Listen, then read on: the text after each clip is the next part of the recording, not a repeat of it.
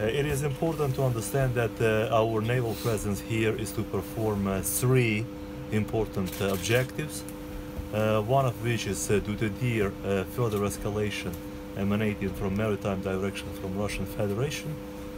Secondly, those ships are also part of our joint force operation, neutralizing all possible challenges that we may have from maritime domain. And number three is essential, and it is also part of our visit, that we protect our key economic interest.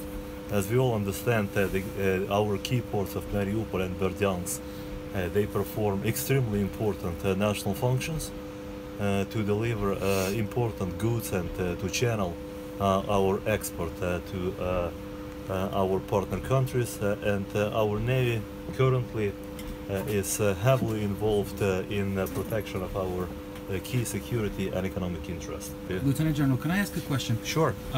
This boat that we're inside of right now, an artillery boats of the Gurza class, is identical to two of the boats that the Russians fired upon and seized 1 week ago. What do you think the Russian side was trying to achieve by doing that? Not too long ago, they allowed another boat to go through, and it's parked here, the Donbass, right next to us. I believe that the answer is quite logical and straightforward. Russians are trying to decrease our maritime presence in the Sea of Azov, to diminish our ability to deter aggressive actions of Russian Federation in this very sea, to continue imposing a negative impact on our operations at the ports of Mariupol and Berdyansk, having less ships in the sea, Russians have better ability to possibly stage and conduct amphibious operations. So that's actually why they are trying to limit our ability in the sea, but in no way we are going to dismantle our mission.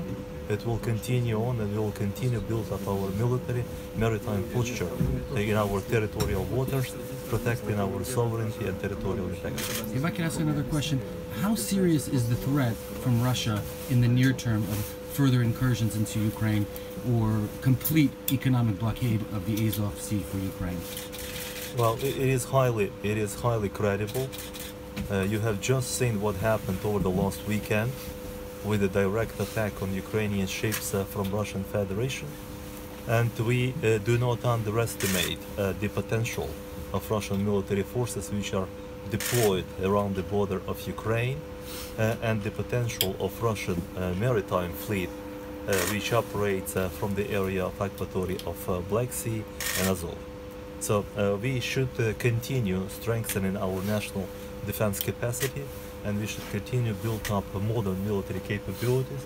The very representation of that is this modern, small, but highly capable ship, and we should continue to build up our civilian and military resilience to protect our sovereignty and key economic interests. And how big is the military buildup from the Russian side? Our assessment currently that it's about 50 ships of different class belonging to Russian Navy and Russian security services which operate in the Sea of Azov. And at the same time, we should also take into account the Black Sea fleet of Russian Federation, which is free to operate through the Kerch Strait, thus actually increasing the capacity of Russian naval assets in the Sea of Azov.